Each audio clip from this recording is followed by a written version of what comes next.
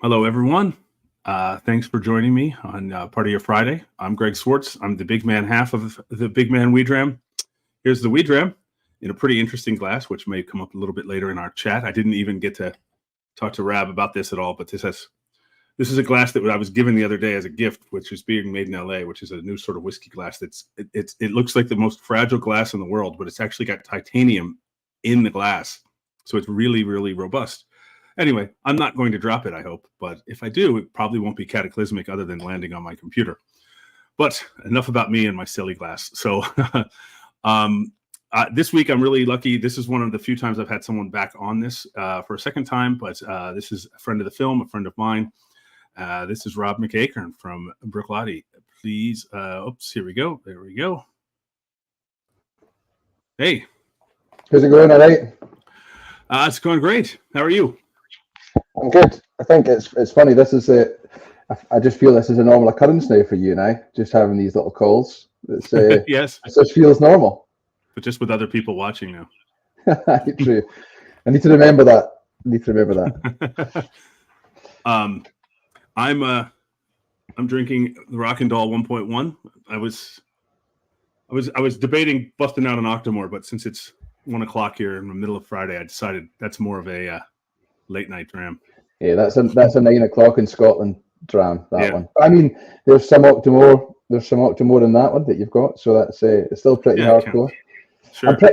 That's a passionate bottle for me. That the Rock'n'Doll is a baby of mine, and it's something that I've been heavily involved in the conception of, and I led the design team, actually, the designers, when we came up with the branding of the bottle and the label and stuff. And it's just the brief to us at the time was, listen, there's no rules, let's just make something fun and cool and bright and colourful. But actually everything in the label of that label actually means something pretty close to us. So the yellow and green in the corner represents barley, which we obviously care a lot about.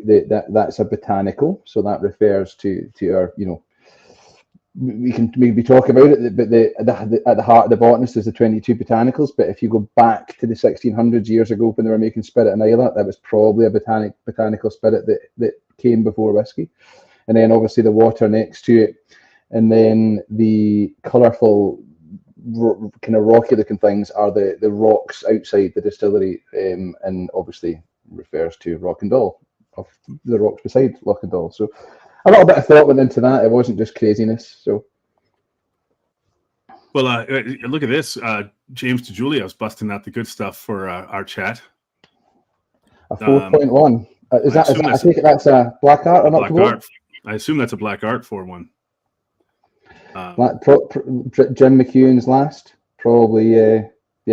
Last and maybe best. Jim McEwen's black art, maybe. Yeah. Mm-hmm. I've actually got, by the way, just about here, if you can see that on my shelf there, that's an 8.1, which interestingly is my favourite. It's the most non-black arty black art, but I like it. So maybe that's why. I've got a Rab McEachern. How decadent is it to be drinking a whiskey with your name and face on it? It's actually quite ridiculous. But you and I had a dram of this on Islay once, and I gave you what I had left of that bottle to take home with you. So I thought it was, and I know you like it. So I thought I would have this. Well, there's no way for me to know, and I never will know. But when we were filming, we were making the film, we were in the warehouses. And Adam was pulling some samples and sharing stuff with us and explaining different things. And he pulled one and he gave Jim a sample of it. And Jim lit right up and he said, "That's fantastic." And Adam said, "Oh, that's one of those reef salts casks, and they're just something about it." Oh. And then Jim let me taste it, and I absolutely loved it immediately.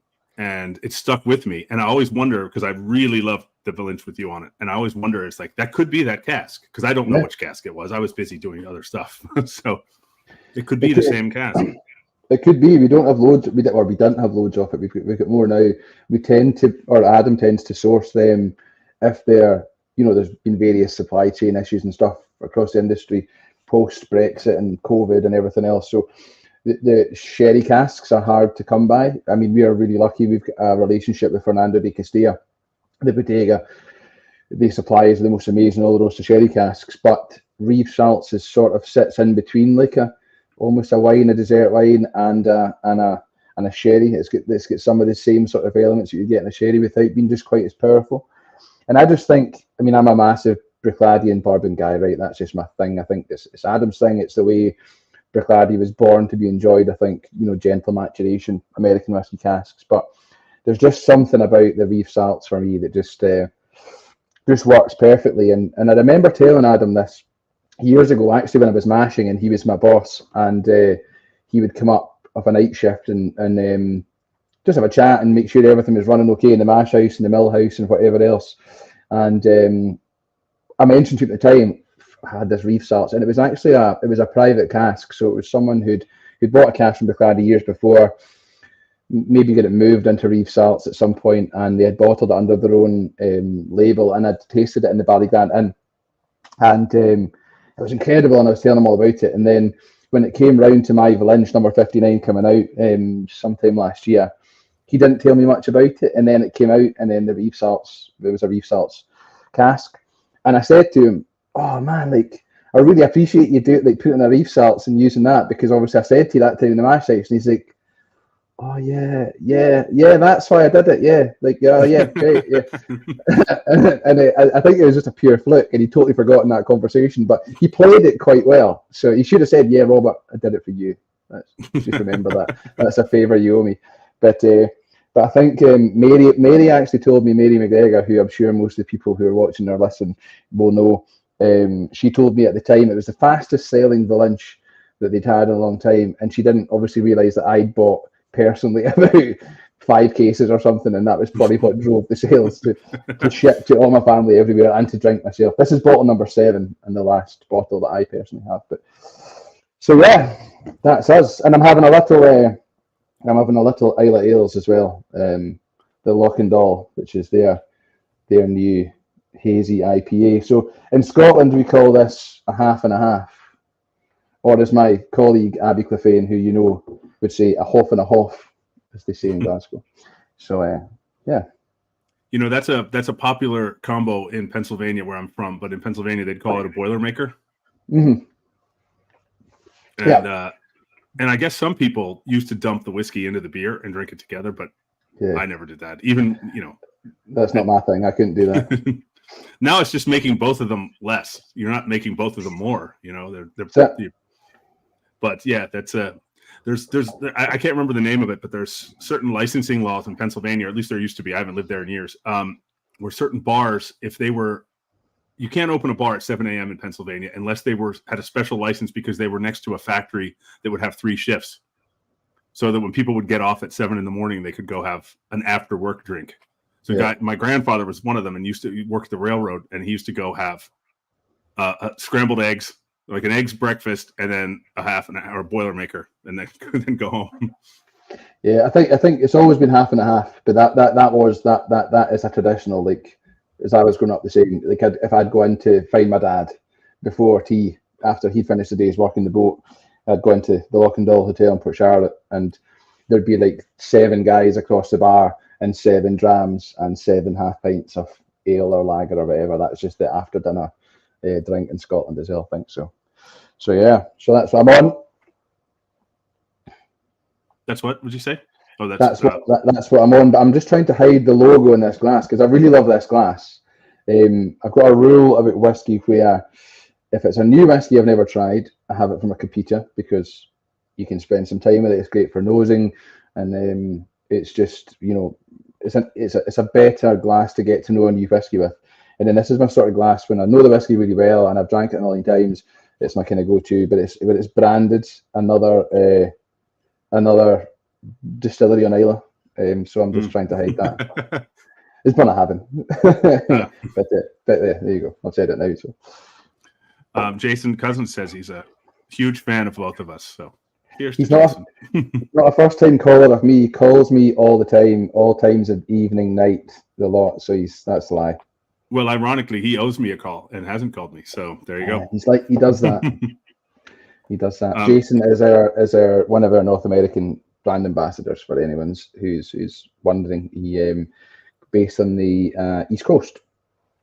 No, West Coast? I can't remember. Well, East Coast, yeah. Maine. East Coast, yeah. That's East right. Coast, yeah. Why am I doubting myself? So yeah. I mentioned this, but I didn't say it to you ahead of time. But I mentioned this. Like, speaking of glasses, like someone gave me this glass the other day. We were filming here, and it's an LA company called, I don't even know them, Benuin. Like, it looks like Dalyuan, but with a Ben. Benuin. But yeah, it's Benuin, I guess. But it's it was a friend of a friend gave it to me the other day, and I really like it because it's a good nosing glass, but it's, like I said, there's titanium in the glass mixture. So I could drop this and nothing will happen, but it feels like the most fragile glass you've ever held in your life. So I'm not going to do it. Yeah, there's so many new versions of, I see them all the time, new versions of different tasting glasses and nosing glasses, and so many different brands and makes. And I just find myself back at Glencairns and Competas all the time, and they're just good. They just work, especially, as I say, if we're going into the warehouse for a tasting with guests or whatever it might be. Glencairns and Competas are just the way to do it. They're just so good for nosing, and they seem to, they hold the vapors in there, and yeah, they just work really well. So it's nice to try new ones, but I just like what I like. So I just go. Well, every week when I do this, I always use the Water of Life branded Glencairn. It's a little bit of a light touch product placement, but this week I decided, heck, I'm going to try this new one. And every drink you take, you're going like this. Yeah. You're just getting the branding on screen. Have you got the link to Apple TV or Amazon Prime? But nah. We looked at some kind of really cool video technology recently where you could do, like, it'd be better, not for me, but like for a company that was making branded, like say you make kitchen utensils or something, and you're doing a kitchen demonstration.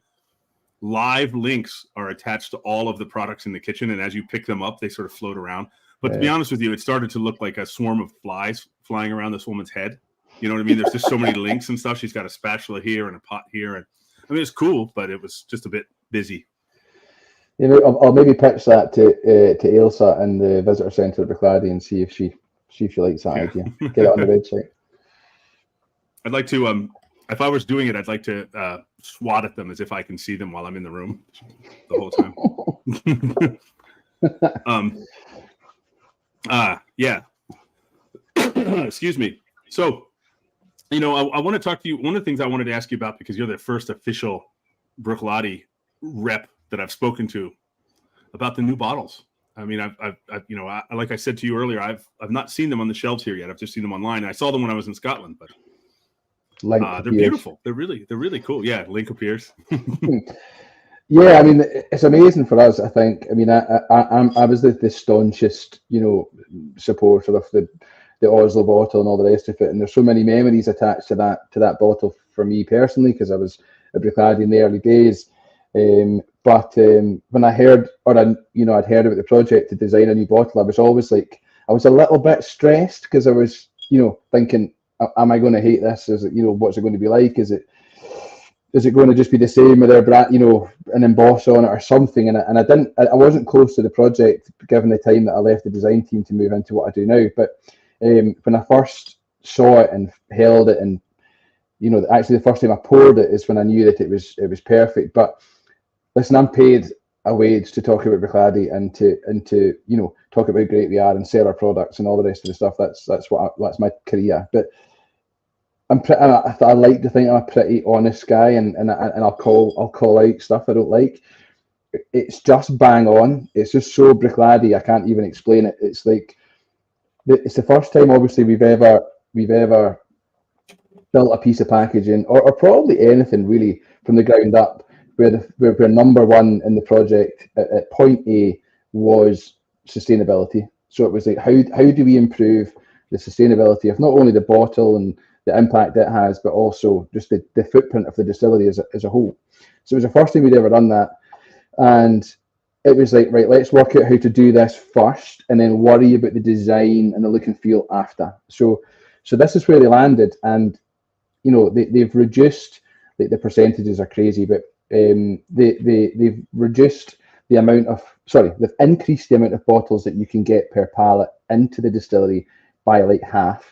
and then the pallets leaving the distillery just under half. And then if you look at just one bottle, we've reduced the CO2 output per bottle by 65%. So it's like ludicrously good for our footprint and for our credentials, and we just feel better doing, like we've got a big footprint in Islay. We're shipping loads of stuff onto the island in terms of barley, in terms of dry goods. We're shipping loads of stuff off the island in terms of packaged goods and finished goods. So we need to make small changes where we can, and this is actually a big change within the small changes. The bottle has been designed to the point where, the negative space in a box is limited to this tiny little section here.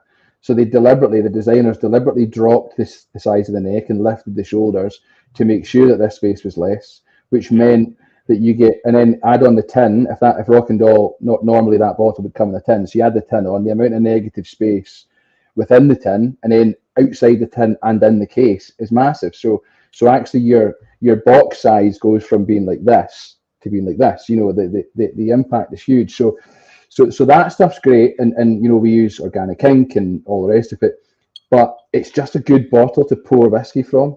And in our little chat before, I poured whiskey down myself, showing you what, because so I've got marks on my t-shirt somewhere where I poured the whiskey myself. But this actual bottle was the first bottle sold from the Bruichladdich shop of the new bottle. I wanted to make sure that the first of the new bottles that left the distillery to a buyer, came to me, but also that it was drank. So the deal was, it had to be finished. So I've got a little fifth of a dram left in there.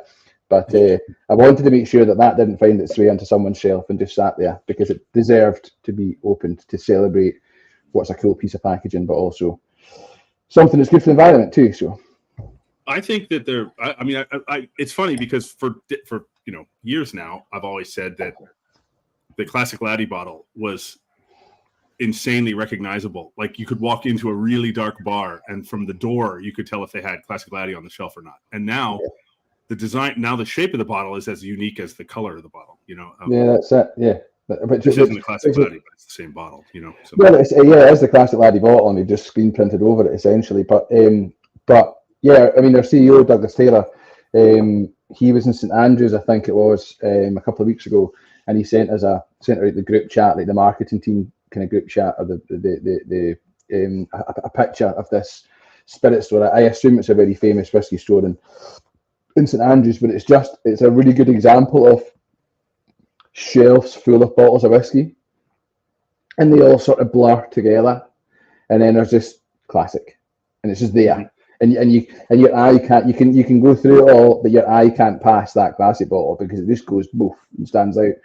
And that was my concern when I heard we were redesigning it. I was like, are they going to keep it completely aqua? Are they going to just make it a label and then have the glass the way the Islay barley and beer barley and organic barley now works, which I think is really great. But they did, they kept it, and they found, as you say, you hit the nail on the head, they found a way to keep it Bruichladdich and keep it classic and all the rest of it, but by making it a material change, which is cool. And the really amazing thing about it is, for pouring, just literally to pour it, it's just a better experience. I don't even know if I can explain that. Like the bottle weight and everything just makes it better. I just like pouring from it, so I do it quite a lot, which is probably a problem. But that sounds like Apple level of. They say when they were developing the iPhone that there were like 15 different prototypes that were all 1 millimeter difference in width to see which one felt the best in your palm. It's like and again, I'm not being a marketeer here. This was a 3-year thing, and as I understand it, within the project, this sort of shape and idea came along fairly early. But it was 3 years to get it from the initial brief to completed and done and on the shelf. And even in the last, I remember getting sample bottles through to my office for my team, the brand ambassadors and stuff to look at and give feedback on. Not that they were going to lead to any material changes, but just to get an idea off and get some initial thoughts on. And we were like that's bang on, that's incredible. Like we've got nothing to say about that. And then I was going to an event, I think it was in, where wasn't I? I was traveling anyway to go to an event, and I wanted to take a sneaky bottle in my bag to show the team out there in whatever country it was. And Gillian Ritchie, who's kind of head of technical for us, who oversees our product design and labeling and packaging and all sorts of stuff I don't even really understand, to be honest. I said to her, like, I've got that bottle that you left in our office like 3 months ago, so I'll just take that. And she was like, do not take that bottle. That's not the final version. Don't take that. So I was like, okay, right, fair enough. Get me a new one and I'll take that. That's great. Thank you very much. So she came up and she left the new version of the bottle. And I swear I sat for like 20 minutes with the two bottles in my two hands. And I investigated every part of that bottle and I could not find what had changed. But they'd made enough changes in that 3 months that Gillian was 100. You do not take that bottle away. That is not the bottle.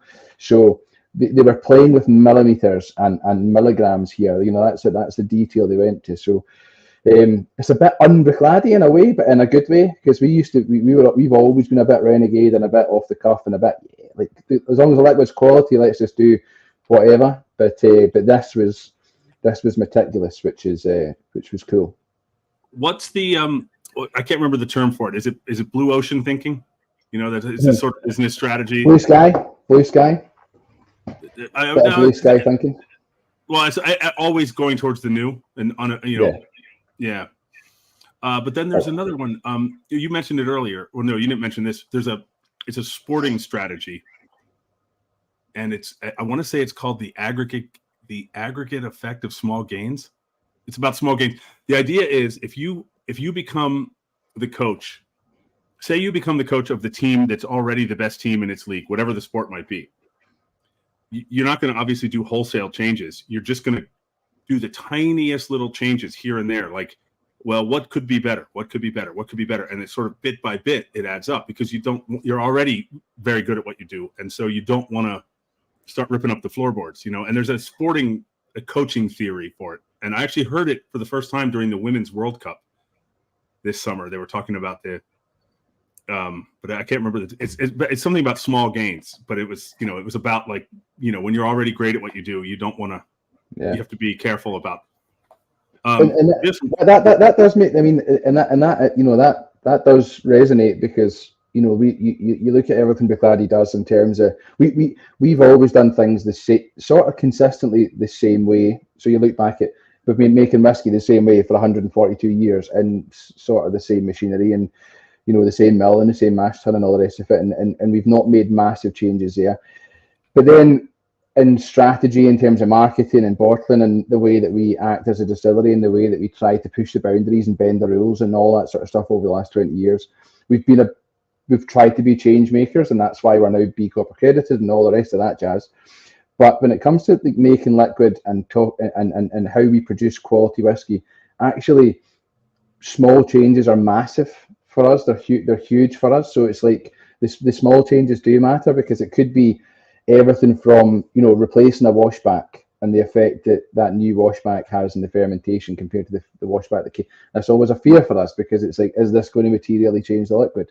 Or it could be, you know, a change in weather at the end of the barley season, just pre-harvest when Andrew Jones is in the field trying to get dry weather to get the barley up, and then all of a sudden he gets a big rainfall and bad wind, and that delays him by 2 weeks. And then what effect does that have in the barley? So small changes. We've always thought small changes make a massive difference. And if you look at the principles of terroir and all the rest of it that we've talked about for 20 years, the small things matter. So sort of, although this is a bit different and a bit out there for us, it still sort of follows what you're saying there. You know, it still follows that same principle that, you know, small changes make a big, huge difference. Yeah. So if it's a millimeter in the bottle, well, maybe it'll make a big difference. So let's do it.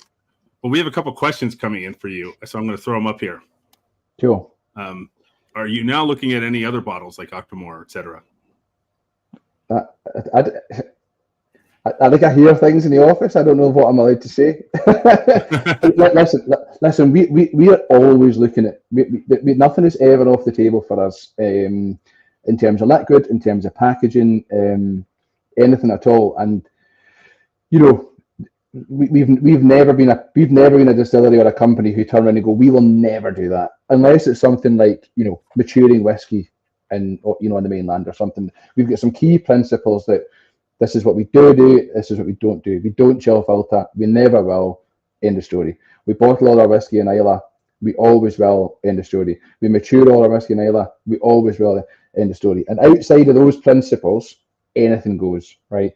I don't know if they're looking at that, because it's not my department, but what I can quite easily say is I would be stunned, shocked, and in awe if Octomore remained in an off-the-shelf bottle for the rest of its life.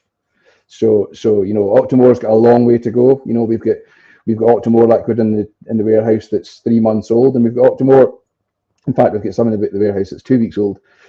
We've got Octomore in the warehouse that's 18 years old. So it would stun me if in 10, 15 years time Octomore was still because that is an off-the-shelf bottle. The bottle Octomore's in is an off-the-shelf bottle. So we don't own that. It's not proprietary. We didn't design it. So yeah, I never knew that about Octomore until about 3 years ago. I was in High Times it's a liquor store in Costa Mesa, California here. And I was with Alphonse, and he said, "Look at that over there. It's like it was a Polish vodka in the same bottle." Oh, really? Yeah. And that was the first time I ever realized that the Octomore was an off-the-shelf bottle. But I've seen it once. I've seen it once, yeah, and something else. If I'm not mistaken, I believe that Douglas Taylor told me that the new bottle, the new Laddie bottles, are in maybe not the visual components, but in the design, the sort of structural components, already kind of connected to the Newport Charlotte bottles, right? Like the sort of shorter neck and the shoulders. Both were built to be more sustainable and less kind of impactful. Yeah, I mean, there's certain principles in there that marry up. The stopper, etc. You'll see similarities there. Let's not talk about too much about the Port Charlotte stopper. I know that people that are watching have maybe had issues with that we work on. But there are principles there that are definitely connected. The thing with the Port Charlotte bottle is, and all the bottles we have apart from this is the only one that doesn't suffer from this, is that there are certain countries, big countries and big importers of whiskey, but there are countries out there that have limitations on the weight of the bottle. So depending on how heavy the bottle is, that has an effect on how much of that bottle you're allowed to import into that country over a period of time, say it's 12 months or something. So if you look at the botanist, for instance, in terms of the newer botanist bottle, it's a little heavy. That is a little heavy, and the Port Charlotte bottle is a little heavy too. So there are limitations on them, and in terms of importation into some countries. Now again, I don't have a clue if they're looking at that. However, again, I'd be stunned if they weren't, because it just makes sense if there's a way of keeping the general design aspects and all that sort of stuff, but lightening that glass the way we have done with this. I mean, this is Scott McCaffrey, the brand manager of Bruichladdich, will kill me for not being able to round this off. We were in the south of France a few weeks ago, and I must have said it about 100 times a day, but I think it's like 32% or something like that, right? I'll put it out there and I'll just take the hit when it's wrong. 32% odd lighter than the old bottle. So, and that's using different types of glass and recycled glass and thinner walls and all the rest of it. So again, I'd be stunned if they weren't looking at ways of lightening those bottles, but maintaining the designs, which are unique and proprietary. You don't want to go away too much from that. But yeah, again, nothing's off the table. The Octomore still has tins. So Port Charlotte now, tins are gone. Bruichladdich now, tins are gone. So again, it's a guess, but I assume at some point in the future that's something to look at too, because for every tin we create, that's 1.2 kilograms of carbon into the atmosphere. So it sort of makes it's nice. The on-trade hate them because they have to bin them. They have to get rid of them. They're everywhere. So a lot of consumers love them, and we give the option on the website with the Octomore to keep or remove to keep them or remove them. But yeah, again, I would be surprised if that wasn't being looked at. This is one of my last laddies with a tin. Yes, Port Charlotte. Goodbye, my friend. I think it's great, to be honest. I'm so pro remove the tin, and I'm not an environmentalist at heart. I didn't grow up around that sort of thing, or it's just not something I paid enough attention to probably until the last few years of working with Bruichladdich. But look at that bottle, right? Why hide that in a tin? I don't get it. I just like seeing the glass. It looks me too. Cool. And this is why I asked about the relation to the Laddie bottle, because it has that sort of thicker shoulder. You know, it has this sort of collar on it. You know, it has the sort of thicker waist down here at the base. I'm making up these terms like I know what bottle terms are: shoulders and waist. Yeah, I don't know. Probably right. But yeah, I think there will be that the guys who worked on it, the designers at Thirst and the agency we worked with, and the guys involved in on the Isla side, I'm sure they were looking at that sort of stuff, and there'll be connections that I've not even made. But yeah, I am currently taking an online whiskey professional certification class, and I was meant to. I take a class every night online, and last night I was busy until too late, so I took it first thing this morning. And today's thing was about labeling and bottles and stuff, and I was, I'm happy to say I only got one thing wrong, and I feel like the one thing I got wrong was bullshit, because there were two correct answers, and it was like A, B, C, or D. Which of these labels is good? And it was supposed to be two, but it didn't say which of these labels select all. So I just feel like that was a little bit, sounds like a red herring to me. Yeah. So we have another question for you. Yep. Now that I'm done complaining about the Edinburgh Whiskey Academy. I lost my question here because there's been so much chat. It's moved up so far. But anyway, it was about I'll ask you the question while I still look for it. But it was about the labels as opposed to just the bottles of the new. What are your thoughts on the new labels as well as the new bottles? I assume that means the barley, the beer barley, and the organic. So I'm a whiskey geek, right, at heart. Like, I know you've spent time with me. I know you know how cool I am. But I'm I tell everybody. Yeah, I'm not at all. But I'm a total whiskey geek. So before I buy a new bottle, unless it's something I know I definitely want, I research it and I need to know loads about it and I want to see a review. And even when I buy it, I'm the same with films. I watch a film and then I go on IMDb and I read all the trivia and I want to know all the detail and I want to know the issues they had during filming. I want to read the goofs and the quotes and all the rest of it.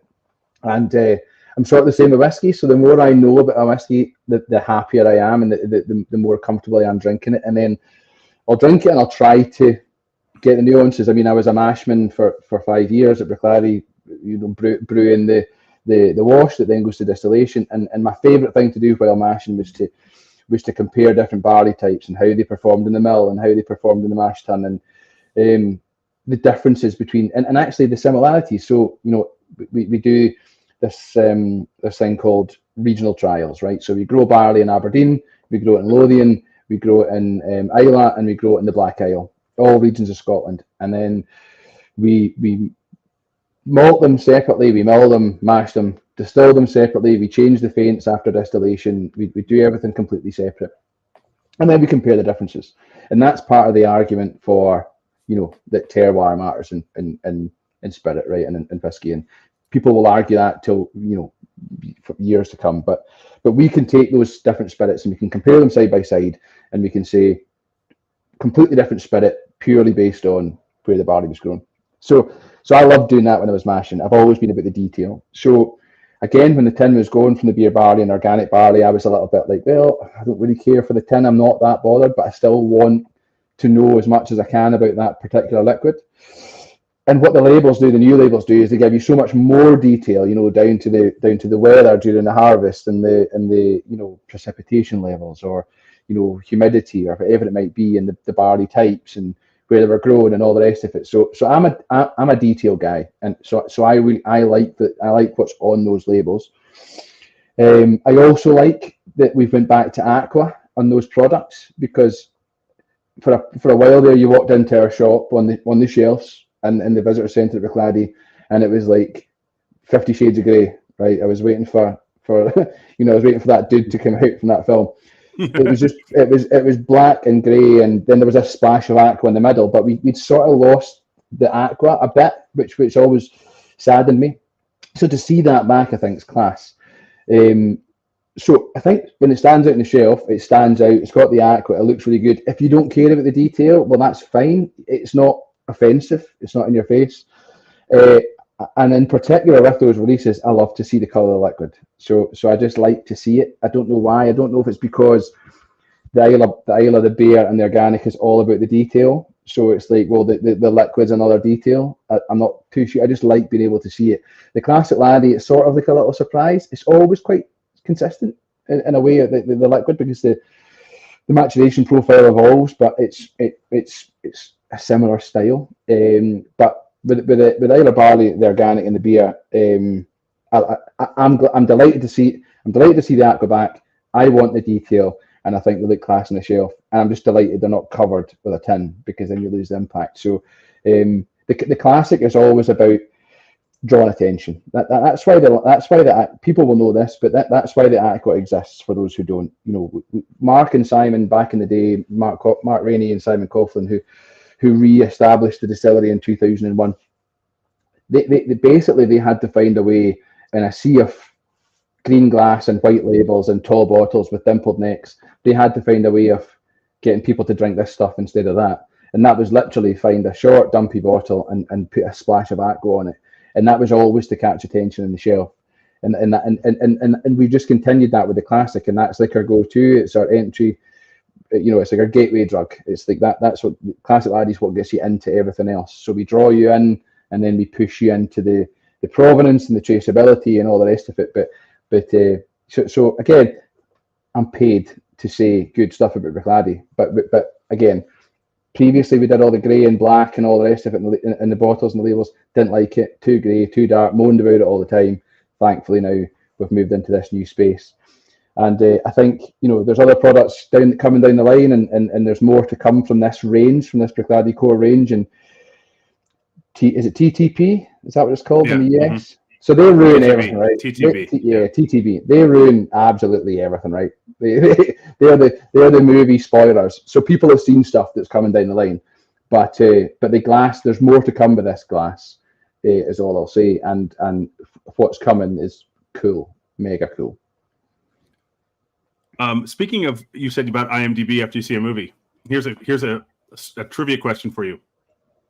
When you look up our movie on IMDb, what's the first trivia question or the trivia fact that pops up?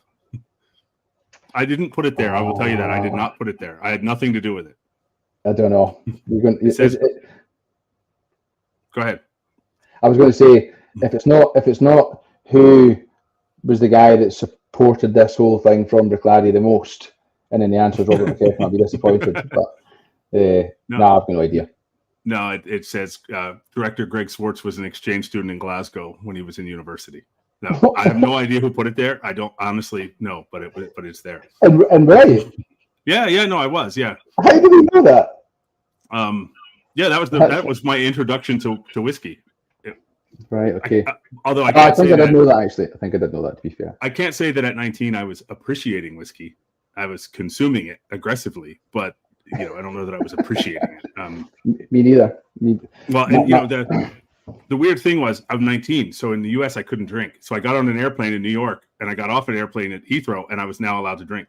And all of a sudden it's Christmas. And then 6 weeks later I went to Scotland, and the wheels came off. That's sort of like me. I didn't appreciate whiskey at all. I'm born and bred Isla. I grew up in Bruichladdich. I grew up in the shadow of the distillery. That was my play area. When the distillery was closed during the years that we used to go down to the distillery, and Jamie opened the mash house door and play hide and seek. And the doors for the distillery warehouses were our goals when we played soccer or football. So I've been around it all my life, and I appreciated, and I remember the days when it was closed in the darkness and the impact that had in the community. And I remember friends and neighbours in Bruichladdich losing their jobs and all that sort of stuff. And so I was connected emotionally to the distillery long before I worked there. I walked by the distillery every day to go to get the school bus, and I knew what it did. I knew that they made this drink. But what I saw was a hub of the community. It was at the heart of the community, and then the people worked there, and that sort of did a little bit of everything. And it wasn't the place of it is now. It didn't have a visitor centre, and it didn't have an annual festival every year where we went and partied, and it didn't have all that stuff. It was just, I don't want to say factory because it wasn't a factory; it was a distillery. But it was if it was a middle American town, it would be a factory, right?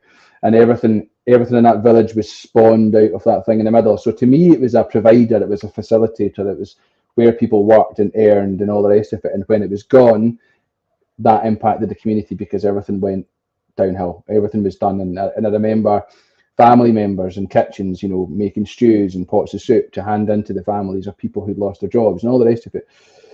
So it was bad shit, but I never really appreciated that it made this liquid that you drank at the end. I didn't really get that. I was 9 years old at the time, and that just wasn't really in my radar at all. And then, you know, when I started drinking at 18, it was beer and, you know, vodka and all the rest of it. And whiskey was something that the old people drank or whatever, you know, or you got in your dummy if you couldn't sleep, or you got in your tooth if you had toothache or whatever. But it was when I went to work at Bruichladdich in 2002. I remember Jim McEwen, and I was so like I'd heard so much about Jim McEwen. You know, Alan Logan had appeared at the gate, you know, asking for a job, and had got this job. And my cousin Alan was friends with that Alan, and he'd heard this story. And Jim had this aura, and people were talking about how he was revitalising the distillery and stuff. So when I went to work for him, he was like, "Do you drink whiskey?" And I was like, "Nah, I'm not really into it." Okay, well, that's fine. Everyone starts somewhere, and he would give me a dram, and I'd be like, "Oh, that's great, Jim. That is a great dram. I'm really enjoying this whiskey. Thanks for giving me this. You know, this is so good." And then he'd go around the corner, and I'd be like, "Fuck it, that's the worst thing I've ever tasted." And I never appreciated it at all. I didn't appreciate at that age, even at 18, you know, the craft and the heart and the sweat and tears and years and all the rest of it that I'd went into it, and I didn't really get that, and I didn't get it in the flavour. I didn't really get it. I just saw this facilitator, and it probably took me a couple of years. It actually took me leaving the distillery probably in 2004 and going away to actually, you don't know what you've got till it's gone. And then I'd be like, oh, I'm going to start trying more whiskies because I miss Bruichladdich so much, and I miss Islay so much. I've now left the island. And then I went back to it, and I tried to teach myself how to drink it, and then eventually managed somehow. But I think when I was young, I used to take a sip and neck it. You know, I used to take a drink and just swallow it straight down. I didn't keep it on the palate. I didn't let it evaporate. I didn't allow the retronasal effect to take place where it evaporates through the nose and you taste through the nose and all the rest of it. I didn't allow any of that to happen. I would be like sipping it like I would sip a vodka. So I didn't really get that until I spent some time with it. And it was probably actually, and I should admit this, really, this is bad. I've said it now, but it was there's a video on YouTube, right, of the great Richard Patterson, world renowned, you know, head blender at White Mackay and all the rest of it. And he does this amazing video where he has the whiskey, you know, I don't know if you've seen it. And he goes, I'm going to teach you. Yeah, exactly. I'm going to teach you how to drink this whiskey. You pour the whiskey in the glass and you throw away. And then you pour another one. And I'm sitting going, I'm not throwing it away, but okay, fine. and then he goes, you take it to the nose and you go, hello. And you go again, how are you? I'm well, thanks. And then you taste it and all the rest of it. And he says in it, if I see you holding the glass like this, I'll kill you. And because you're warming up the whiskey, apparently. So I watched that video and I was like, all right, actually, okay, there's some principles here in drinking whiskey okay, that's funny, and I enjoyed it. And he was obviously half being serious and half being satirical, and it was great. And people would talk about it for years. But what I understood from that video was, okay, there is actually a thing about whiskey you don't drink like you drink vodka. You can't do that. If you do that, you won't like it ever. You have to. It's an experience. It's emotional. It has to sit in the palate. You have to fight, because all the taste receptors at the back of the mouth, if you neck it, they're picking up the wrong bits, and that's not going to taste good. If you get it at the front of the mouth and the roof and move it around, you're going to get the good stuff. So I understood probably from that video that, okay, there's principles to drinking whiskey I need to nail, and then I might start liking it. And I did. Once I spent some time with it, good whiskies, and stopped drinking, like, you know, the cheaper blends and stuff, and actually started trying to appreciate the single malt stuff. When I came back to Bruichladdich in 2014, I was a proper addict. But yeah, so it's Richard Patterson. It's all down to Richard Patterson. Yeah. We have a lot of questions, and some of them are on another topic, which I want to get to in a moment. But I have one last question that's been asked that I'm going to take these out of order. If you're asking a question I haven't gotten to it yet, there's a reason why, and I'll come back to it in a moment. But Russell would like to know, does Rad, which I love, By the way, my phone no longer autocorrects your name to Rabbles. I got a new phone, and the new phone doesn't know that. But does Rad know what happened to the original Gates? To take a step back quickly to what Greg just said, you and I, so Greg and I met through, it was serendipitous. So you were coming to Islay to film at Bruichladdich and do all that stuff, and I happened to work at Bruichladdich, but I advertised my father-in-law's flat for let in Ballygrant and Islay, because his long-term tenants had just moved out. It happened to be phase week, so we let it out, and then the new long-term tenants moved in. And I advertised it, and you got in touch and wanted it, and all the rest of it. And then we met, and very early on in our friendship, we started talking about, the water life and stuff. And Greg emailed me. I think it was an email. Hey, Rabbles, yada yada yada yada yada, whatever it was. And then the follow-up emails where you apologise so profusely for calling me Rabbles and tried to explain why you'd done it. Was very funny to me, because I obviously didn't care and obviously understood it was probably an autocorrect thing, but I still laugh about that now, so that was funny. Well, what's extra funny to me is Rabbles I don't think is a word. Rabble is a word, but Rabbles isn't a word. But my phone somehow turned it into that, and yeah. So, but anyway, my phone always changes pot to pop, and I'm certain people say pot more than pop. Like, for sure, and I'm not telling you why I message people with pot. It's because I like cooking. That's before anyone asks any questions about that. So it took me a while to beat my phone into submission to know how to spell Bruichladdich, but it does now.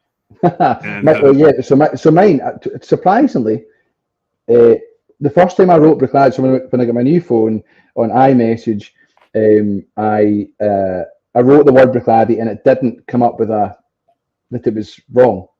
And I don't know if that's because it's now in the dictionary or because it's linked to my old one or something. I don't know. But so I was quite surprised by that. But yeah, the Gates was the question. What happened to the original Gates? So the original Gates, I think, are still sitting in Port Charlotte. We've got some warehouses down in Port Charlotte, where that used to be the old Loch and Dall distillery. 100 odd years ago. The warehouses there, we store a couple of thousand casks, and there's a lot of space down there where we have some of the old machinery that we bought from the Inverleven distillery, which was being scrapped many years ago, about 2004, 2005, and that's where we bought, for instance, Ugly Betty, which now we use to make the Bottom's gin. So all that's kind of piled down there, and I think the old Gates are down there, but I'm not 100% sure, to be honest. They might not be. That's my hunch. But sad day when those Gates had to go. They were just knackered, and the ones we now have are more of this sort of thing. The Aqua Gates with Bruichladdich and the Tex and stuff. But I think if we're going to replace those Gates again, I think we would maybe have a look at going back to trying to remake and replicate those old Gates. I think that'd be pretty cool if we could do that, just for fun. But I think it's just a matter of time until the old ones wind up at the Artisan restaurant with Derek. There's a chance. He's got that big glass frontage, so that might just be a good security measure. Yeah. But yeah. So we've got a lot of questions about sustainability on Islay, new distilleries. I'm throwing one up here now. Mark Pruitt, carryover from another convo last week. Islay is set to grow as a whiskey tourism destination. Yeah. What are your thoughts on how Islay can grow to support the huge appetite from whiskey enthusiasts? So I'll let you answer that, and then maybe you and I can talk about the other thing we want to talk about. Yeah. I mean, it's a hot topic in Islay just now, this stuff. And I've got my thoughts on it as Rab McEachern, Islay resident, lived here all my life. And then, I've got my Bruichladdich hat on as well. So they don't differ too much, my opinions on it, to be honest. But I think it's in terms of the tourism and the the impact of that sort of stuff.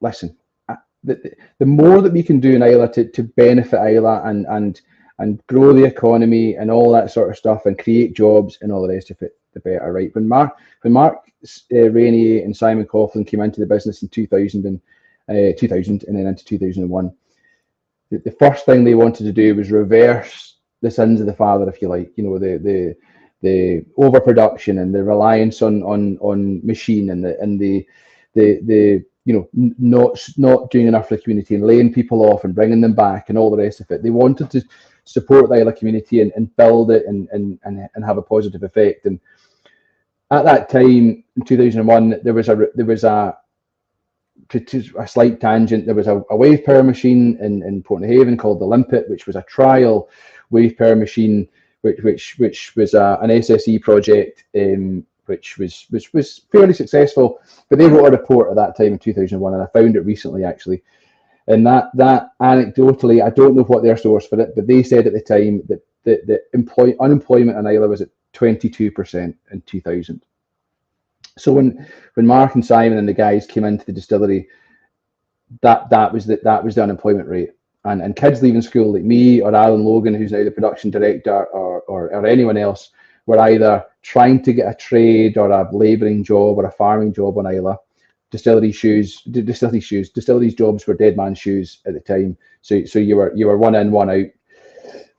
So what they tried to do is invest in the young people. So they let the schools know if kids are leaving school and they want a job, send them to the gates and we'll see what we can do. And they worked with the local council and bursary schemes and stuff. And they went to work to reverse the unemployment. So now unemployment is basically zero on Islay. It's 0%. So you and I had a conversation, and we'll talk more about this, I know, but we had a conversation about this sort of stuff, and we kept, or you in particular, but we both kept coming back to the word balance.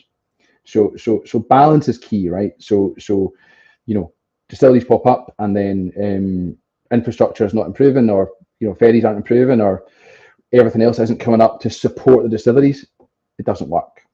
So the tourism side of things, I think, is good because it's manageable. The negative impact that the tourism has is that the need for accommodation short term is high because so many tourists want to come to Islay and visit and see what we do and learn about. As in, my job's in education. I'm an educator. That's what I do. I want to talk to about Bruichladdich to people. That's what I want to do every day, and I do every day. So we want people coming over. That supports so many jobs. It's incredible. However, what that does is takes away from the housing stock. So some of the housing stock will be bought as second homes, or it'll become self-catering, which is fine because that's businesses that support families, hopefully in Ireland. Sometimes it doesn't, but that's just the way it is. But again, it has to be a balance, because what that's doing is it's taking away from the homes that are available for people to live in, to do the jobs that we need to support the distilleries, to support the tourism, for the tourists to come over. So it's this big circle, or it's a scale, whatever way you want to look at it, and everything feeds off the other bit. So if one of those pieces sort of falls, everything sort of falls apart. So I'm 100%, and I know that Douglas and the guys at Bruichladdich who run the business day to day, I know that they are super supportive of new distilleries and all the rest of it popping up in Ireland and what that'll bring. But it's got to be met with improvements in the infrastructure and housing stock and all the rest of it. Everything's got to go up at the same time. If that balance that we're talking about is off and one's going up and one isn't, it's going to fall apart. So it's fragile, but on a personal level, I want my friends and family to be in the best possible jobs. I've got an incredible job that I love. I live in the place that I love. I live in the island that I love. I live in the village. It's not even just that I love Islay and I live in Islay and I'm so delighted to live in Islay. I love the village I live in and the little plot of land that I've got here. I get to call my own. I love that, and I love my house, and I'm so lucky to love where I live. And I also love my job too. So I'm the luckiest guy in the world, and I want my kids to have that, and I want my friends to have that. And we do feel so lucky, but we've just got to make sure that balance is maintained and that everything rises together. But one of my favourite things is meeting new people, you guys coming to visit us, and that's how we met. Right. So I'm all for that, but we've got to maintain the balance.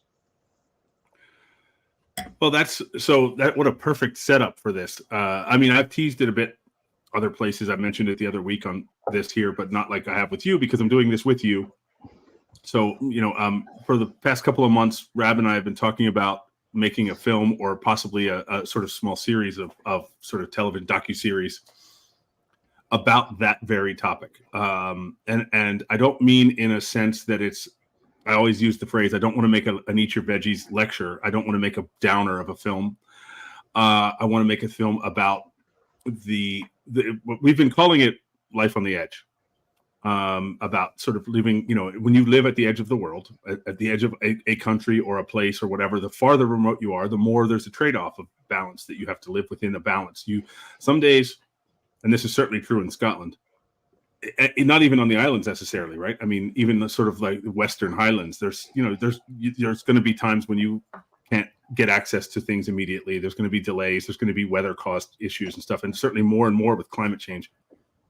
But at the same time, there's a trade-off. There's a beauty and a tranquility and a community and a comfort. And I mean, I was writing some notes about this earlier, and I wrote that I said, the natural beauty in Scotland is breathtaking.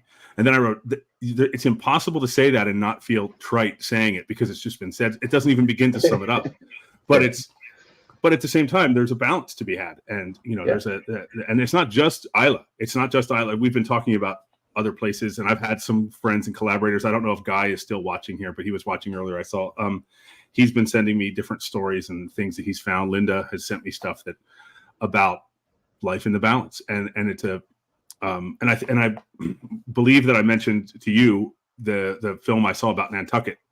Yeah. I know James is here. He lives in New England. And about the challenges of living on Nantucket, and that there's a line in that film that says, living on an island, the people who choose to live on an island are in a way islands themselves. And you sort of, it's a nice thing, but it's also not without its challenges, and there's that balance to be had. Yeah. And I think Islay has been suffering as much as it's been thriving in some ways, and everyone who watches this has been to Islay, or most people have, and there's ferry problems, there's road problems, there's a lot of issues with the growth. The housing stock is a perfect example. Yeah. I think again, don't get me wrong. I'm the luckiest guy. I'm here by fortune of birth, right? There was a billions and billions to one chance of me being born to my parents, who then had connections to Islay and are on Islay and all the rest of it. So I feel the luckiest guy in the world to have landed on an island that's given me the opportunities it has. I mean, I left school with nothing. I didn't have any qualifications or anything like that. Distilleries Bruichladdich made me who I am in terms of a career and how I'm able to support my family and all the rest of it. So it is a story about love and actually it's funny. I was watching the film, and I said to you before we actually went live, I've got a screen here beside me, and The Water of Life, the film, is playing on it, and I wanted to put it on just for 10 minutes as a bit of inspiration and just to get me in the mood and all the rest of it. But Charlie, I call it, but what's his surname? Very famous whiskey. McLean. Charlie McLean. So Charlie McLean is in the first 5 minutes, and he says, whiskey's the blood of one small nation. And that's so true, and it's so true for Islay. But if whiskey's the blood is one small nation, Islay's the nation, the whiskey's the blood, and the distilleries, that's the heart, and that's where it flows through, and that is it for Islay. We are completely reliant on the whiskey industry. That is the heart that keeps this island going. The whiskey supports the farms, it supports the shops, the tourism supports the bars and restaurants and hotels, the self-catering properties. Everything is rooted through the heart here, through the distilleries and through whiskey. So yeah, 100%. It's we're completely reliant on it, and we're lucky to have it, because it's what's made us who we are today and where we are today. So it's about trying to find that, the conversations we've had is about trying to how do we talk about with so much love for what we're doing? We love the island, we love the distilleries, we love the whiskey, we love what it brings, we love when people come to visit us, we love it all. But it's like it's fragile, and we need to sort of protect it, and we need to just keep an eye on it. And it's like when your son comes and wants a new bike, and he got a new bike like 2 months ago, and you're like, look, mate, you don't need a new bike. You had got a new bike 2 months ago, and then he cries, and you're sad, and you know, you because he's sad, but you don't want to get him a new bike because he's got to learn. Listen, you've got to be cruel to be kind sometimes, and that's just the way it is. You'll thank me for not buying you a new bike every 2 months when you're older, because then it'll teach you a lesson. So we just need to find that balance and make sure that we're not crushing the eggshell a wee bit, and that we're doing the best, doing what Simon and Mark did in 2001. They identified a problem. Unemployment is high, distilling is low, farming is struggling, dairy industry's down.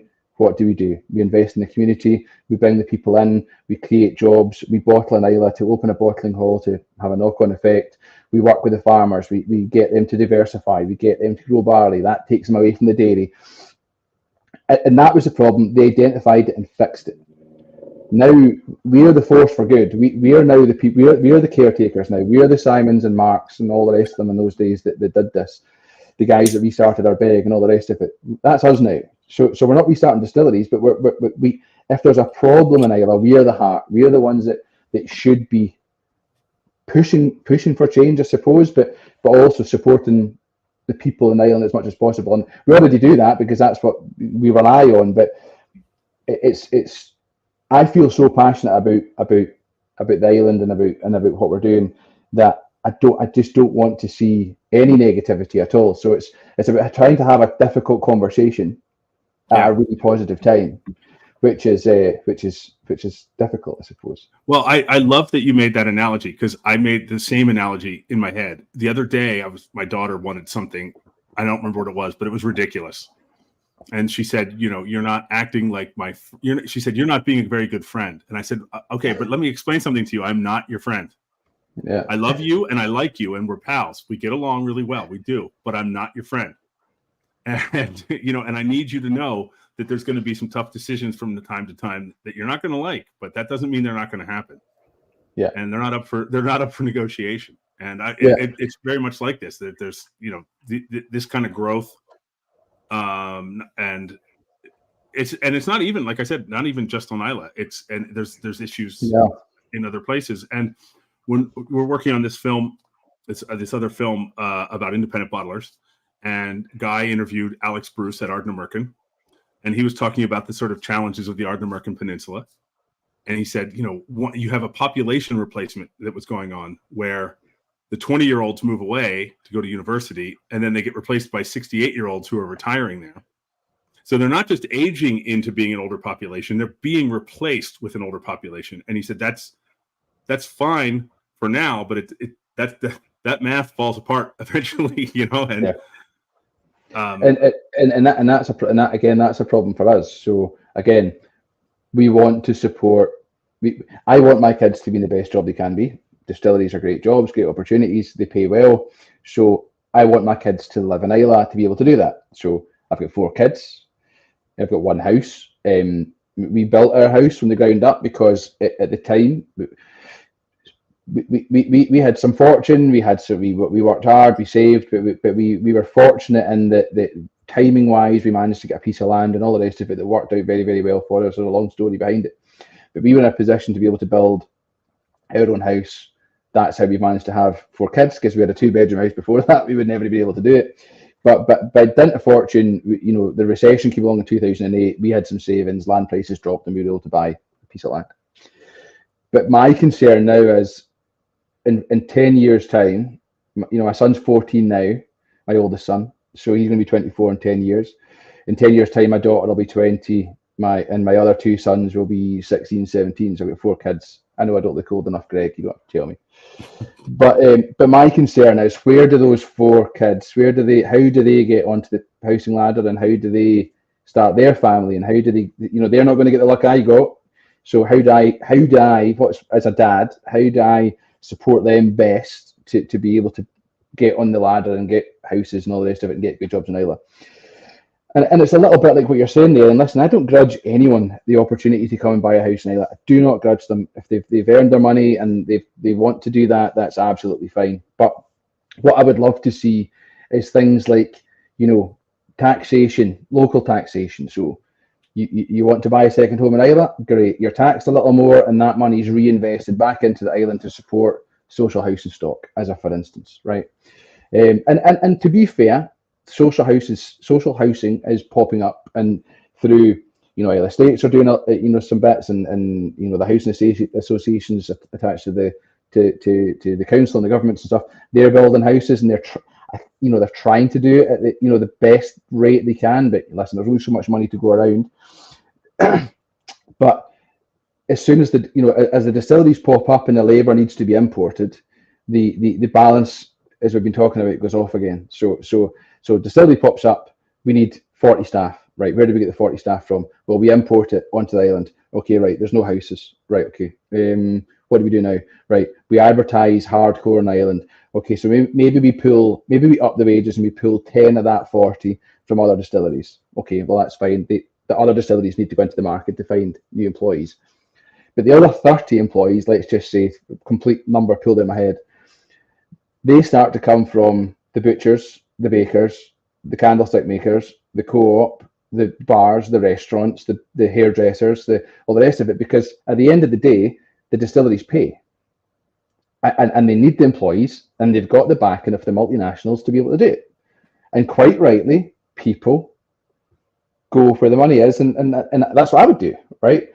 So you need to then, again, the balance is off. So you need to then get the housing in to do that, but the housing's not going up quick enough, but the distilleries are going up quicker than the houses. So it's about trying to get back to that balance. Where's the balance? Get the distilleries going up, the houses going up, the road improvements going up, the ferries going up, and if they all come up together, everyone's happy, right? We're all sorted. But so there's a question there. It was a statement that tourism, is a seasonal, so it makes it hard for people to get mortgages because they have seasonal jobs, and that's from Guy. And there's a great conversation going on in our chat here about all this. Is there? That's cool. I can't see it, so. But, well, I mean, that is true. That what Guy said is true. I think the distilleries now, there's a bit of seasonal stuff in distilleries. Funnily enough, right, the seasonal tourism is changing in Islay, and I've seen it changing over the last couple of years. The seasons sort of longer now, so I would say the season's maybe 10 months. Okay, there's peaks and troughs, right? Okay, obviously Phage, 15,000, whatever it is, people that week. But now what's happening is, because accommodation costs are high, right? So if you want to come and stay in a hotel or self-catering, it's expensive because it's supply and demand, right? That's how business works. Fine. Not got a problem with that. Absolutely fine. But what's happening now is people are coming in the off-season because they can get the accommodation cheaper. So maybe the people who can afford it come through the school holidays. They come at Phage Week. Phage Week's expensive. So they come through all these periods. And then in the off-season, the people who, A, maybe can't afford it, but B, also just want to save money like we all do. I mean, I take my kids on holiday in the off-season. I take them out of school sometimes to go on holiday because it's cheaper, right? And we still want to have the holiday. So that's absolutely fine. That's what you should do. But what that does is it extends the season. So actually, which is great, again, for tourism and for hospitality and everything, which we want to support, we're desperate to support. But that season now is becoming, with a couple of breaks, it's probably becoming 10 months as opposed to what used to be 5 or 6 months. So yeah, but yeah, I completely understand that Guy's point. He's bang on in terms of seasonal jobs and the effect that has, and it's a short-term benefit and a long-term probably more difficult to deal with. But yeah, I mean, it's complicated. That's why I think it would make such a compelling, docuseries, because I think it's very complicated. It's almost punishing people for succeeding at something, or not punishing them, but criticizing them or whatever. But it's a lot of complicated math for people that are smarter than I am. Yeah, I know, and one of the things that I hear a lot in Islay is, and again, listen, I'm the biggest moaner in the world, right? I came off. I had to delete Facebook like 7 months ago or something. I've got a Rab Bruichladdich Facebook page, which literally is to have access to our social media, because I used to be involved in the social media side of things in business, but also just to be in Friends of Bruichladdich, because if there's a conversation in Friends of Bruichladdich that there's a question being asked or something, I like to be able to just jump into that and be like, oh, actually it's this, or to answer your question it's this, and just to be able to read the chat on there and in forums like at Laddie Nerds of the World or whatever. So I've got that Facebook profile and it's just for that, but I had to come off because I'm the biggest moaner in the world. I was watching a podcast actually. I've now went on a massive tangent, but I watched a podcast. The guy was talking about philosophers and all the rest of it, and he was talking about Marcus Aurelius, and there was a famous quote by Marcus Aurelius, which was, you have the power to not have an opinion on everything. And I had an opinion on everything, on absolutely everything. And I'd sit on a Friday night and someone would like moan about something in Beaumont or in Portel, and I'd immediately develop an opinion on that, and I'd had a beer, so I'd jump on and I'd just be like, well, I think this. And then 3 hours later, I've wasted the whole night like sitting on this argument that I don't really care about because I've decided I've got an opinion. So this Marcus Aurelius quote resonated a lot with me, and I decided I'm not going to have an opinion on everything. And it was the best decision I ever made. And now I've fallen naturally into being able to just go, do you know what, move on. I don't care what's next that I'm going to read about. But this sort of stuff in the conversation that's happening, and that is something I think it is worth having an opinion on. And there was a reason I brought up moaning, which I've now forgotten because I went into my tangent. But we'll pick it back up again, I'm sure. But well, we've skied past the hour mark, but I don't mind, because I think we have a great conversation going, you and I and other people in the chat, and I think it's just kind of, to me, underscoring what I think is really relevant, that we can really do justice to this by telling a story of a bigger picture. And I don't like I said, I don't just mean Islay, I don't just mean the Hebrides, I mean all over the place, and I'm picking Scotland because of you and I in our conversations, but it's just as true other parts of the world as well, And the other day I was interviewing Finan O'Connor, the Irish whiskey historian. I watched it. And I'm going to do a special episode of this on Tuesday because he's in LA and he's only going to be here one more day. So, one day after that. But one of the things he said to me was really interesting about how the near collapse of the Irish whiskey industry in the 80s. I mean, Scotland struggled mightily with whiskey in the 80s, but the Irish whiskey almost disappeared completely. There were 2 distilleries left. That's right. And that part I knew, but the one thing I hadn't thought about before, and this kind of relates back to what we're talking about, he said, by the time all the new distilleries started springing up, there's a generation where, he said, I'm paraphrasing, but he said, there's no Jim McEwens in Ireland. There are no elder statesmen of whiskey, because there was only 2 of them for decades.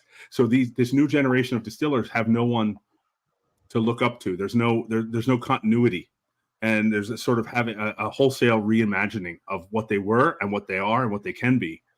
And I think that there's a sadness to that, but now there's a sort of an energy behind it. There's a sort of like, okay, well, let's do better. Let's figure out how to do this and make this work.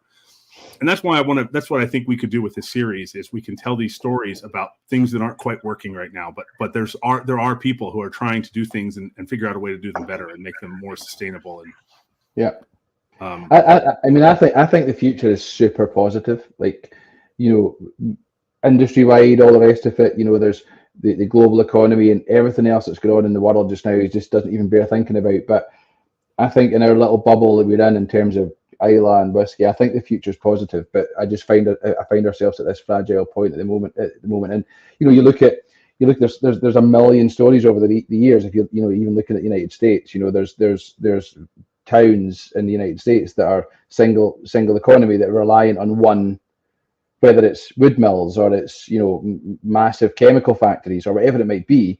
There's towns that are reliant on that one business. If that one business goes, the town goes, you know, and it impacts every single person. And you know, it's not about moaning and it's not about being negative. It's a great time to be in Islay, and it's a great time to be in whiskey and all the rest of it. But I just personally want us to make sure that we're doing the right thing, and we're identifying what the problem is now, before it gets away down the line and we go, Sure. oh, do you know what, 10 years ago we should have probably done this, or we should have, and I'm not just talking about the whiskey industry, I'm talking about everyone, all the stakeholders that are involved in this stuff, you know, whether it be, you know, roads or farms or blah blah blah blah, blah, whatever, you know. It's well, I love this place, I want to protect it. And I think the reason I react so well to this idea is because of where I'm from, because I'm from Pennsylvania, which is the heart of the Rust Belt. And I grew up at a time when all of the things that made Pennsylvania what it was were falling apart. Not so much the agriculture part, that's still there and that's still doing fine because people need to eat, you know. But Pennsylvania was, if you lived in the eastern half of Pennsylvania, you worked in coal, and if it was the western half of Pennsylvania, you worked in steel, and if you lived in the middle, you worked in the railroads that connected the two. And you know, as those things sort of, and I think that's the reason I reacted so well as a teenager. I loved Glasgow so much because it was very Pittsburgh, and you know, it was this sort of very, very proud, big-shouldered industrial town that had sort of been battered about by forces outside of its own control. And you know, and I've seen what it's done to people, and a lot of people fled Pennsylvania. They moved elsewhere.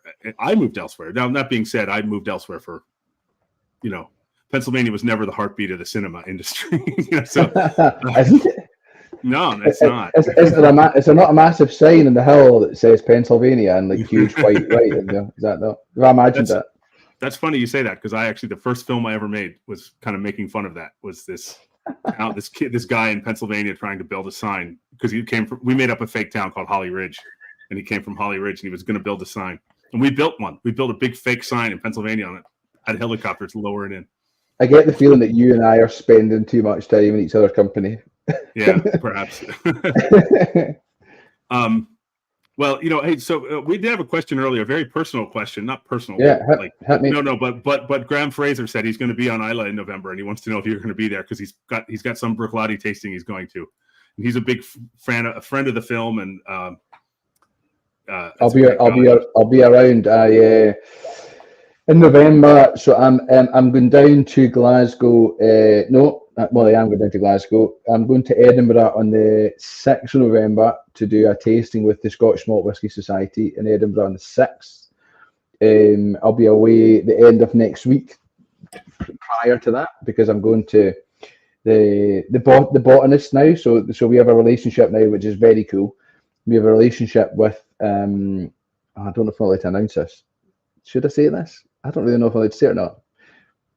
We have a relationship through the botanist, a sponsorship agreement, and a business relationship with a sports team in Glasgow, not football.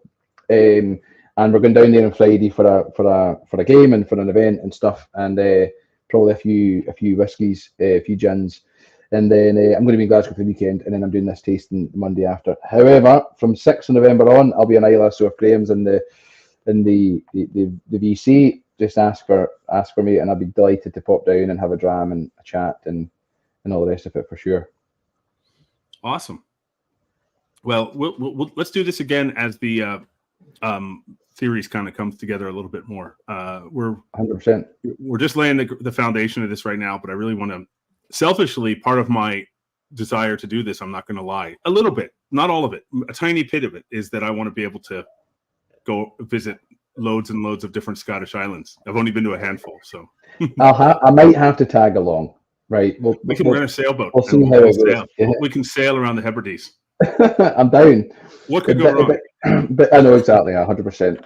But it's funny though, because it's funny how these things come around, because this whole conversation and the idea and the want to shine a light and stick a magnifying glass on it just literally came from a conversation. You know, it came from a conversation between me and a few members of the exec team and some of the management team at Glasgow, at Bruichladdich, when we were on the mainland, just chatting about this sort of stuff and like talking about, you know, our commitments to the island and sustainability and all the rest of it, and you know, what's the future hold. And we had this conversation, and without any idea that it goes anywhere. It's just literally this worries me, and then you say that to someone else, and they go, do you know what? That is something we've been thinking about, and then you speak to other people, and they talk about, I've been trying to get in the ferry for 2 weeks, and I can't get a booking, and you talk to someone else, and they say that, and that little conversation starts, and then I mentioned that we had a conversation with Douglas, and then Douglas literally meets you randomly in the office in Glasgow, and he mentioned this conversation, and then you get in touch with me, and then all of a sudden it becomes a thing that we can actually talk about and hopefully becomes tangible. So, it's pretty cool. Well, and 10 minutes after that conversation with Douglas at the office in Glasgow, I go with Guy Guy and I were taking the train to Wishaw to go to Artisan, and I'm telling him about this conversation, and he starts telling me about going to Euston and his experiences filming with Salmon Scotland in Euston. And so like the whole thing was like all of these pieces were just there, and they sort of like kind of funny, isn't it? I'm glad I pulled that off. Yeah, I know. It was the genius of Greg Swartz. But it just shows you though, because I'm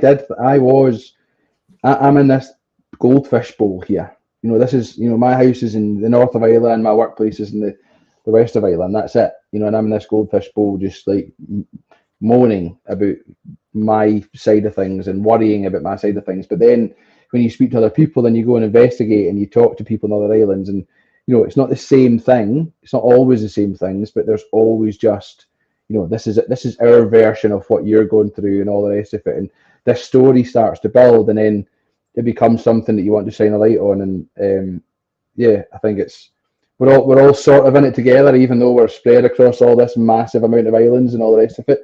We're all, as I say, so lucky to live where we are.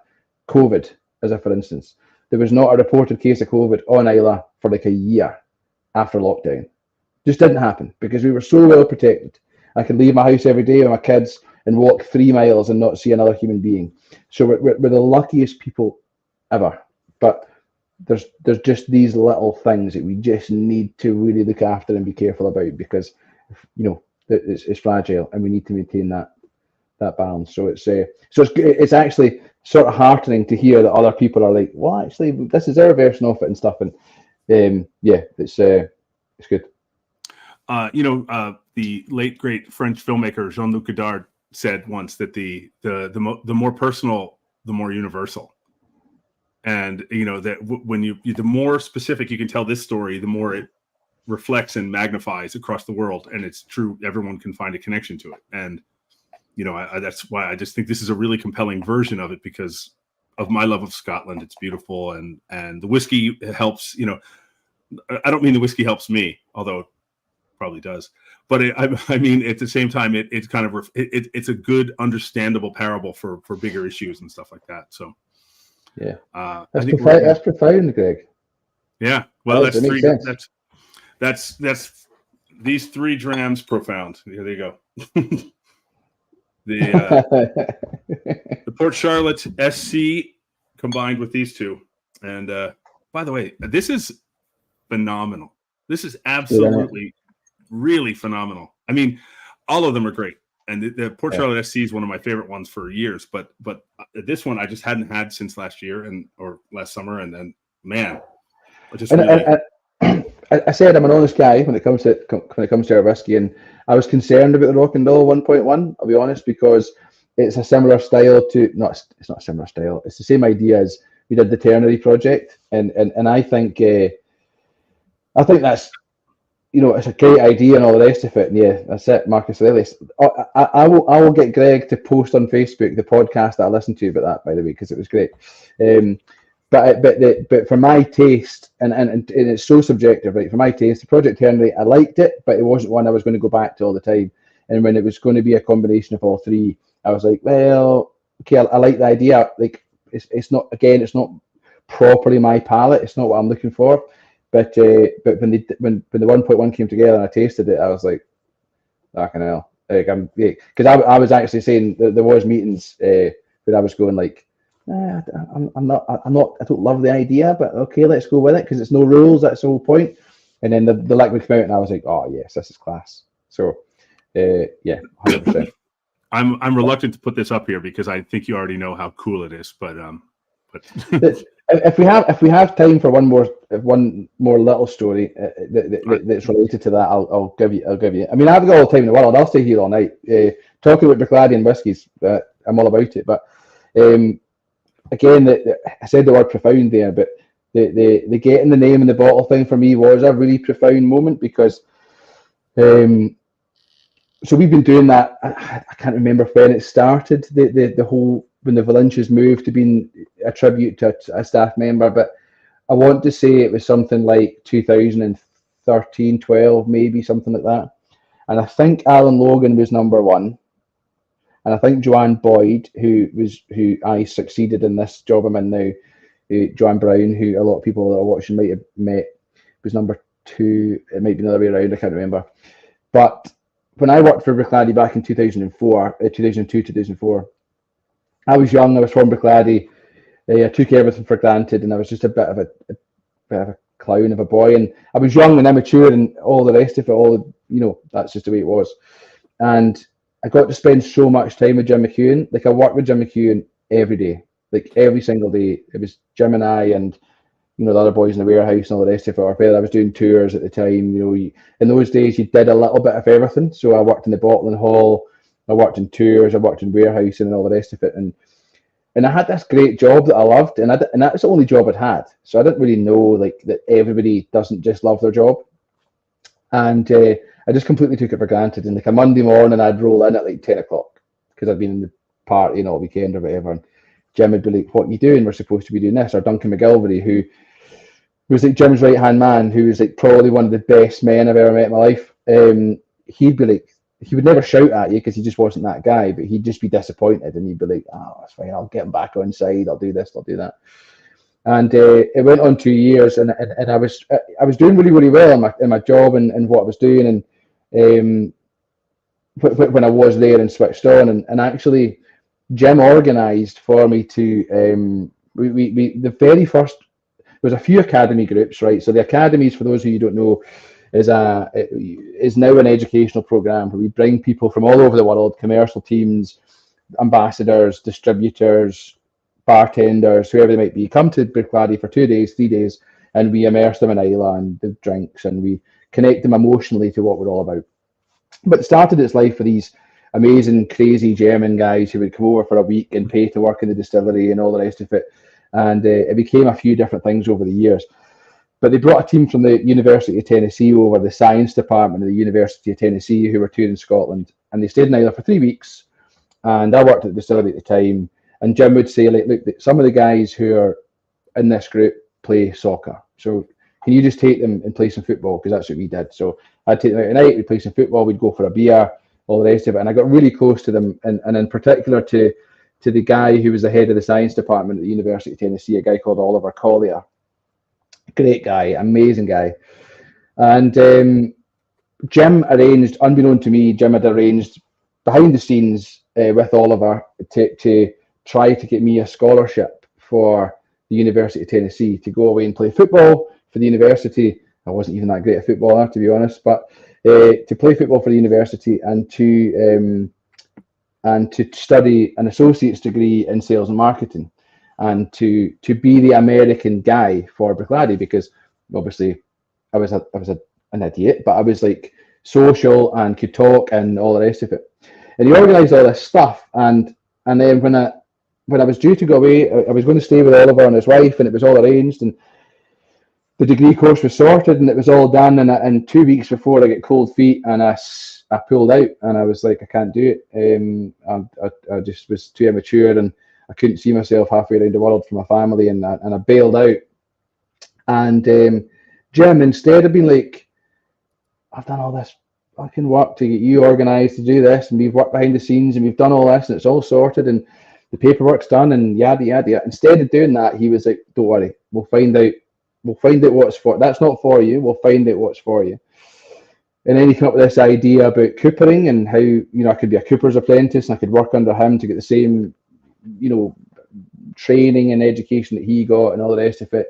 And we started the ball rolling with that. And there was an amazing cooper at Bruichladdich called John Rainey, and we did the guardianship, and we got the scroll that you get, and you sign the scroll and you do all that. And my dad signed it because your dad has to sign it, and you have to sign it, and the guardian has to sign it.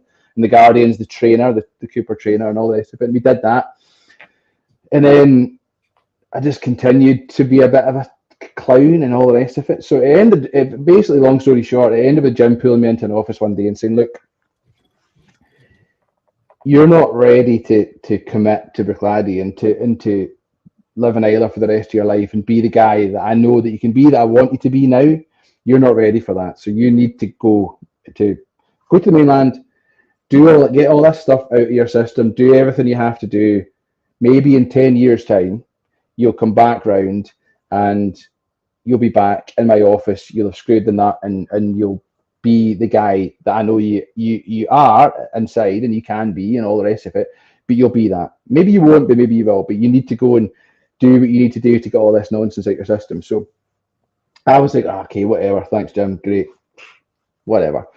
And he said, look, I'll give you the best reference. I'll give you the best reference that you'll ever have. I'll look after you, all the rest of it. So I went for a job away and got it. Jim did me a reference, moved away, all the rest of it. Did a couple of jobs. I actually joined the police, which was the latter thing I did because, again, just discipline service. I just needed something to get me grounded and all the rest of it. So 10 years and 9 months later, so not quite 11 years, but more than 10 years, I was back in Jim McEachern's office. And the reason I was back was because Alan Logan, who I'd worked with at the time before I left, so Alan came into Bruichladdich as a painter and decorator to help get the place back on its feet. He became a mashman, then he became a stillman. Then he worked very closely with Jim in the warehouses and did all the rest of the stuff, similar stuff to what Adam Hannett's done. He then went on to be distillery assistant manager, and he's now the production director who essentially runs the site from everything from the farm to leaving the warehouse as a cast leaves the warehouse. That's Alan's remit, and ultimately he runs the site. So I was in the police, I was on Islay working, I was going to have to leave Islay again because my time was up, and I phoned Alan and I said, could I have a chat? Could I come in and see you for a chat? Unbeknown to me, Alan is getting this message off the local police officer. He's not getting a message off the Robert that used to work with him. You know, he's he's thinking, why does the local cop want to come to Bruichladdich to speak to me? So I go in uniform to see Alan and I say, like, look, I'm going to have to leave the island. My family's back here. I've got a kid now. We want to set down roots. I desperately want to stay. I've written to Bruichladdich. So I would write to Simon Coughlin, who's probably one of the best guys I've ever met in my life. I'd written to Simon a couple of times, had multiple conversations with Simon. He knew I could do it at some point. I wanted to come back, but it hadn't quite worked. So Alan says, look, there's jobs coming up. Come and speak to Simon and I and have a conversation. And I went and met them and met Simon, met Alan, and we had this conversation about, you know, what had happened before and 10 years before and what I'd done since and all the rest of it. And he said, look, we'd love to offer you something, but we don't know what it is, and we have to speak to Jim because ultimately he's a man and he had the conversation with 10 years before. So they made me wait a week. I had to go home and I sat in the house for a week and I was like, fuck, what's going on with this stuff? And I actually went for a job at the Diageo site in Islay and I had an interview and it went really, really well. And I actually get offered a job basically, and I was like, oh, can I get back to you? Because I'm on holiday. I think I made up a lie. I was on holiday or something like that. And I says, oh, I'll get back to you. I'll come back to you. And I'm sitting going, oh, please phone me. Please phone me. I'd heard of other guys in for jobs at the same time because there was a couple of jobs advertised that weren't quite for me, but were advertised. And I'd speak to one of the boys who was in, and I was like, oh, did you hear from Bruichladdich? Oh, I didn't get that job. And then I speak to another guy, and he'd go, oh, I didn't get that job. And then speak to another guy, and oh, I didn't get that job. Did you hear anything? I'm going, no, I've not heard anything. So eventually I get I think I messaged Alan. I was like, look, I'm dying here. Like, can I, like, is it, you know, am I going to get a conversation with Jim or not? And I don't know if there was a bit of playfulness in them or not, and they've been just holding me on. But I went in to see Alan and Jim on a Thursday night, and Alan explained what the opportunity was. It was mashing, and Jim just sat in silence the whole time I was in the room. 40 minutes. Jim sat in silence, did not say a word, and I desperately wanted him just to say something about before, you know. And Alan talked about what the job was, and I asked questions, and you know, I didn't have to ask much because I knew what I wanted. I wanted back. I was invested, and And then at the end, Jim had said nothing the whole time, and he says to Alan, there's been a lot of talking. Are you going to offer this man this job or not? And then Alan said, well, I think you better do that. And then Jim turned and he said, look, we'd love to have you back.